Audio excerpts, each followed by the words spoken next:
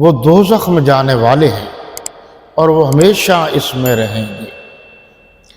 آج ہم اللہ تعالیٰ کے فضل و کرم اور اس کی مہربانی سے سورہ البقرہ کی آیت نمبر 30 سے 39 تک اور رکوع نمبر 4 اس کا مطالعہ کرنے کا اعزاز اور شرف حاصل کر رہے ہیں۔ پیچھے آیات میں یہ بتلایا گیا کہ ایک سچا انسان وہ ہے جو اللہ کی نعمتوں کا شکر ادا کرتا ہے، اور اگر اسے نہ ملیں تو وہ اللہ سے مانگتا ہے، اور ساتھ ہی فرمایا کہ جب اللہ کی نعمتوں کا شکر ادا کرتا ہے تو پھر شکر کرنے کا بہترین طریقہ یہ ہے کہ اللہ کی عبادت کرے، اللہ کے سامنے رکوع کرے اور اللہ کے سامنے سجدہ کرے۔ یہ جو 10 آیات ہیں ان میں حضرت آدم علیہ السلام کا تذکرہ ہے کہ اس نے یعنی انہوں نے اللہ کا شکر ادا کیا۔ ہوا یہ کہ اللہ تبارک و تعالی نے حضرت آدم علیہ السلام کو بلایا اور کچھ چیزیں سکھا دی۔ یہ ذہن میں رہے کہ ملائک سے پہلے بھی یہاں ایک مخلوق تھی جن کو جنات کہتے ہیں۔ محققین اور مفسرین نے یہ لکھا ہے کہ سب سے پہلے مخلوق جو اس زمین پر آباد تھی وہ جنات، پھر ملائک، پھر انسان۔ ہوا یہ کہ جنات کی کارگزاری وہ درست نہیں تھی، وہ کشت و خو کرتے تھے، لڑتے تھے، جھگڑتے تھے، بھڑتے تھے، اور جو یہ ملائک تھے یہ نہ لڑتے تھے، نہ ہی جھگڑتے تھے، نہ ہی ان کا کوئی دنگا فساد، کوئی قبضے کا سلسلہ ہوتا تھا۔ یہ اللہ کی حمد و ثنا، تسبیح و تحلیل کرتے رہتے تھے، اور ساتھ ہی یہ بھی کہتے تھے کہ اب ہم اللہ کی اتنی تسبیح و تحلیل کرتے ہیں، اب بھلا ہمارے بعد اللہ کو کسی اور مخلوق کے پیدا کرنے کی کیا ضرورت ہے؟ یعنی کوئی مخلوق پیدا نہیں ہوتی۔ یہ تھا ان کا وہم۔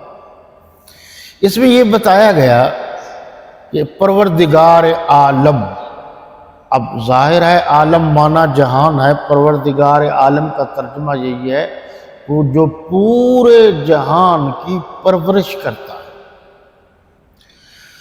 اور اس سے بھی بہتر مفہوم اس کا یہ ہے پروردگار عالم کا کہ پوری دنیا میں جتنی چیزیں پائی جاتی ہیں، ذی الارواح جن کی ضروریات ہے، ان سب کی ضروریات یا خوراک کو ان کے مطابق جو عطا کرتا ہے وہ پروردگار ہے۔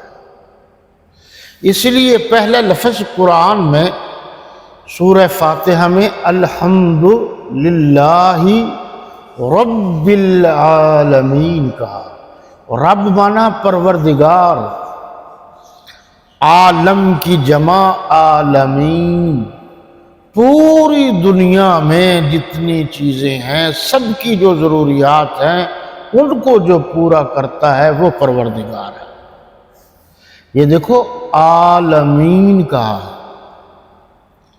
اب تک جو ہمارے علماء کرام ہیں وہ کہتے ہیں کہ 22,000 عالم ہیں۔ اب آئندہ بھی مزید عالم پیدا ہو سکتے ہیں۔ عالم سے مراد دنیا، ستاروں سے آگے جہاں اور بھی ہے، ستاروں سے آگے جہاں اور بھی ہیں، ابھی عشق کے امتحان اور بھی ہیں۔ تو یہ سائنسدان کہتے ہیں کہ ابھی پتہ ہی نہیں چلتا، ہم تو سمجھ رہے تھے کہ بس یہیں تک بات کافی ہے، آگے دیکھا تو ایک پورے کا پورا جہان ہے۔ اب اس کو اس طرح سمجھیے کہ آج کل کمپیوٹر کی دنیا میں کمپیوٹر کی پھر قسمیں ہیں، پھر کمپیوٹر میں مختلف انواع و اقسام کے فنکشن ہیں۔ پھر ایک فنکشن کو آپ چھیڑیں تو سب کہیں گے یار یہ پورا عالم، پوری دنیا ایک ایک فنکشن میں، پتہ نہیں آگے کیا سکتا۔ تو یہ کہنا کہ یہ دنیا یہیں تک ختم ہے، نہیں، یہ اللہ کے سوا کوئی نہیں جانتا، اللہ ہی جانتا ہے۔ قرآن میں یہ بھی ہے نا، یخلق ما لا تعلمون، وہ پیدا کرتا ہے جو تم نہیں جانتے۔ اب یہ ایک ترجمہ ہے، وَيَخْلُقُ مَا لَا تَعْلَمُونَ۔ یاد رکھے کہ یخلق یہ بھی مضارع کا صیغہ ہے، تعلمون بھی مضارع کا صیغہ ہے، اور عربی گرامر کے لحاظ سے مضارع میں دو زمانے پائے جاتے ہیں، حال کا اور استقبال کا، یعنی مستقبل کا۔ یعنی جو موجودہ زمانہ ہے یہ بھی مفہوم لیا جائے گا اور آئندہ آنے والا بھی۔ تو وَيَخْلُقُ مَا لَا تَعْلَمُونَ کا مطلب ہوگا اور اللہ جسے پیدا کرتا ہے یا کرے گا وہ صرف وہی جانتا ہے اور کوئی نہیں جانتا۔ وَإِذْ قَالَ رَبُّكَ لِلْمَلَائِكَةِ، تمہیں یاد ہے وہ کہ جب اللہ تعالیٰ نے فرشتوں سے کہا تھا کہ میں اپنا زمین میں نائب بنانا چاہتا ہوں، جس کو ہم خلیفہ کہتے ہیں عربی میں۔ مختلف زبانوں میں مختلف الفاظ کے مفہوم مختلف ہوتے ہیں۔ یہ ضروری نہیں ہے کہ خلیفہ کا معنی یہ ہو کہ وہ اصل اس دنیا سے چلا جائے اور پھر بعد میں وہ، بلکہ دنیا میں بھی کوئی قائم مقام ہو سکتا ہے، جس کی ایک مثال ہے کہ جناب نبی کریم رؤوف الرحیم علیہ الصلاۃ والتسلیم نے اپنی حیات طیبہ میں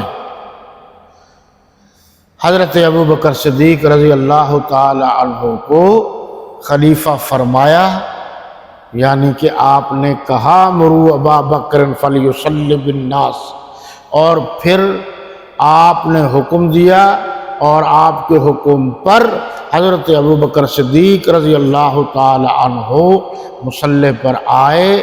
آپ کی حیات طیبہ میں 17 یا 19 نمازیں پڑھائیں، تو آپ کی حیات میں خلیفہ مقرر ہو گئے۔ یعنی خلیفہ کا مطلب ہے یہ پہلے دور میں جیسے کہتے تھے نا وائسرائے ہند، اس کا کام کیا ہوتا تھا؟ جو پیچھے سے آرڈر آتا تھا اس کو آگے وہ اس پر عمل درآمد کرواتا تھا۔